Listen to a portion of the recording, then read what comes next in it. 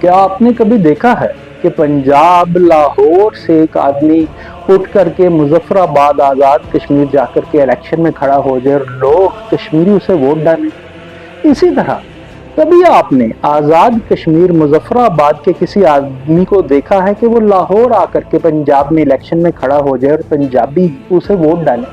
ऐसा नहीं देखा होगा आपने, चूंकि लोग कहते हैं कि ये तो यहाँ का मुकामी ही नहीं, इसे पता ही नहीं यहाँ के मसाइल का, तो इसे हम वोट क्यों डालें। अब कुछ और सुनने से कबल जरा मोहतरमा की ये वीडियो देख लीजिए।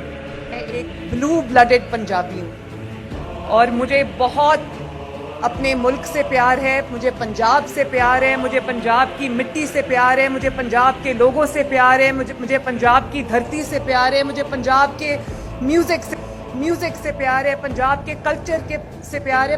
मैं खून से भी कश्मीरी हूँ, मैं दिल से भी कश्मीरी हूँ,